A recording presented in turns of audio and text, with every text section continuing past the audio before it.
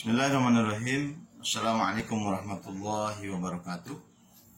Alhamdulillahilladzi ja'ala ramadana syahrul syiyam wa syahrul mubarakah wa syahrul tariqil huda wa sa'adah. Wa asyhadu an la ilaha illallah wahdahu la syarikalah wa asyhadu anna Muhammadan abduhu wa rasuluh. Amma ba'du. Puji syukur kita panjatkan kehadirat Allah Azza wa Jalla atas limpah nikmat dan karunia-Nya. Kita semuanya masih diberikan waktu dan kesempatan oleh Allah untuk bisa bersama-sama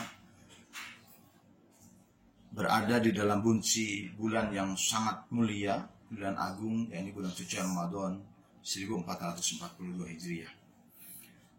Mudah-mudahan aktivitas selama kita beribadah di bulan suci Ramadan diterima oleh Allah sebagai amal soleh, diterima oleh Allah sebagai amal ibadah. Allahumma taqabbal minna sholatana wa syiyamana wa ruku'ana wa sujudana wa takbirana wa tahlilana wa tadarru'ana wa takhassu'ana wa ta'budana wa tamim taksirana ya Allah ya Rabbal Alamin. Anak-anak sekalian, beserta penumbuhan budi pekerti yang saya muliakan, dalam kesempatan yang mulia ini saya ingin mencoba mengajak kita semuanya, mari kita mempersiapkan diri untuk menjadi yang terbaik dalam pelaksanaan ibadah saum kita. Mari kita jadikan ibadah Ramadan 1442 Hijriah ini sebagai ibadah Ramadan yang terbaik dalam kehidupan kita. Salah satunya adalah dengan cara mempersiapkan diri segala sesuatu dengan baik. Dan ada persiapan yang harus kita lakukan. Salah satu adalah i'dadul fikriyah. Jadi persiapan dari sisi pemikiran, persiapan dari sisi keilmuan untuk menghadapi bulan suci Ramadan, agar bulan suci Ramadan dapat diselenggarakan dan dilaksanakan dengan baik. Pelaksanaan ibadah Ramadan ini adalah salah satu ibadah yang bersifat sirriyah, salah satu ibadah yang bersifat rahasia dibanding ibadah-ibadah yang lain.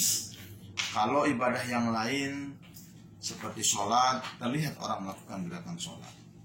Kalau melaksanakan zakat, terlihat orang mengeluarkan zakat, membawa barang zakatnya, yang menerimanya, dan lain sebagainya. Begitupun dalam pelaksanaan ibadah haji dan mengucapkan syahadat pun itu adalah bersifat zahir.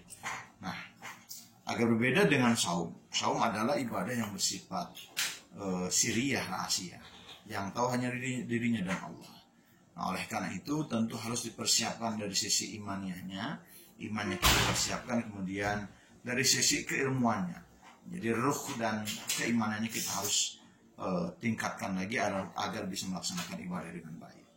Dan dalam kajian fikih tentu ada beberapa topik pembahasan yang terkait dengan pelaksanaan ibadah saum. Ada dalam kitab Safinatun Najah, salah satu kitab yang dijadikan rujukan bagi kaum Nahdiyin. Salah satunya dibahas yang terkait dengan puasa itu kurang lebih ada 10 pokok bahasan tentang fikih saum. Ada hal yang wajib dikeluarkan zakatnya, ada wajib puasa pada bulan suci Ramadan. Kemudian ada syarat sah puasa, ada syarat wajib puasa, ada rukun puasa, ada orang yang wajib mengkode puasa, ada hal-hal yang membatalkan puasa, ada hukum-hukum berbuka puasa, ada orang yang membatalkan puasanya, termasuk sesuatu yang masuk ke dalam tubuh yang tidak membatalkan puasa. Itu yang terkait dengan pelaksanaan ibadah puasa. Dan dalam kesempatan yang mulia ini, saya ingin menyampaikan beberapa poin saja yang terkait dengan fikih Ramadan.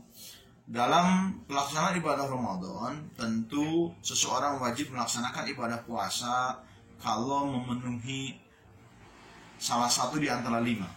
Faslun dalam kitab Safinatun Najah dikatakan faslun yajibu shaum Ramadan bi ahadi umuri khamsati. Jadi diwajibkan untuk melaksanakan ibadah puasa Ramadan manakala ada salah satu di antara kelima hal yang ada. Yang pertama, hadiah yang pertama adalah bikamali Sya'ban salasina yauman. Yang pertama, sempurnanya bulan Sya'ban 30 hari. Artinya ketika bulan Sya'ban sudah 30 hari, maka besoknya udah pasti wajib puasa. Nah, tahun 1442 Hijriah ini Sya'bannya tidak sampai ke 30. Baru tanggal 29 bulan Sya'ban kemudian masuk bulan suci Ramadan. Nah, kalau kayak gitu masuk ke poin yang mana? Masuk ke poin yang kedua. Ya wasani yang kedua adalah birjatil hilal bihaqi man ra'ahu wa in kana fasiqan. Yang kedua adalah kewajiban melaksanakan puasa Ramadan adalah dengan cara melihat hilal. Nah, pertanyaannya, siapa yang melihat hilalnya? Kemudian tentu orang yang bisa melihat hilal tentu tidak semua orang memiliki kemampuan untuk itu. Tapi ada beberapa orang yang diberikan kemampuan untuk itu. Nah, biasanya ada tim. Misalkan di Indonesia terjadi ada tempat-tempat peneropongan untuk melihat di beberapa titik tertentu yang ditetapkan. Sehingga di Indonesia misalkan ada di Bandung, ada di Bosca, ada di tempat-tempat yang ada di Cakung, kemudian ada di Pulau Gadung, dan ada di beberapa tempat, di beberapa titik yang memang ditunjuk untuk melihat hilal. Nah, setelah ada orang yang menyampaikan bahwa saya sudah melihat hilal, disampaikan kepada orang lain. Nah, ketika kita mendapatkan informasi itu, maka kita berkewajiban untuk melaksanakan ibadah di bulan suci Ramadan. Yang kedua, kemudian yang ketiga sekarang, wasalisuha bithubuti bi hakiman lam yarahu bi adli syahadah. Yang ketiga adalah dengan cara menetapkan secara benar orang yang tidak melihatnya dengan persaksian yang adil di hadapan hakim. Artinya apa? Ketika seseorang tidak bisa melaksanakan melihat hilal dalam hal ini karena kemampuan yang terbatas, tetapi ada tim. Nah, di Indonesia ini berlaku poin yang ketiga dengan menetapkan yang disebut dengan sidang isbat yang terdiri dari beberapa elemen. Ada Kementerian Agama, ada Majelis Ulama Indonesia, ada dari organisasi keagamaan seperti Nahdlatul Ulama, Muhammadiyah, Al-Irsyad, dan organisasi-organisasi lain. Kemudian ditambah lagi juga dengan ada juga misalkan dari ahli falakiyahnya. Ahli falakiyahnya juga dihadirkan, kemudian ada ahli juga astronominya dihadirkan di situ sehingga dilakukan penetapan dan ditetapkanlah bahwa bulan suci Ramadan jatuh pada tanggal sekian, hari sekian. Maka ketika sudah ada informasi penetapan itu, maka diwajibkan untuk melaksanakan ibadah shaum Ramadan. Nah, kemudian yang ketiga, yang keempat adalah dia tidak bisa melihat hilal secara langsung. Dia tidak ikut dalam sidang isbat. Tetapi warabi'uha yang keempat bi ikhbari adil riwayati mautuqi bih.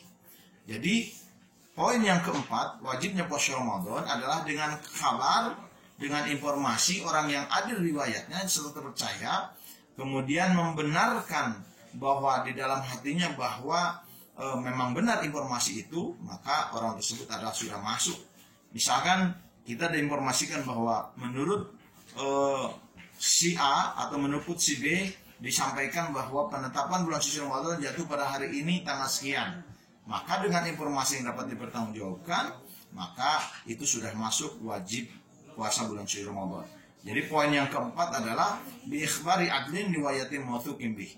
Jadi dengan informasi dari orang yang adil riwayatnya, dari informasinya dan dapat dipercaya. Dan yang terakhir, yang kelima, untuk penetapan bulan suci Ramadan adalah bidon dukhuli Ramadan bil ijtihad biman ishtabaha alaihi dzalik.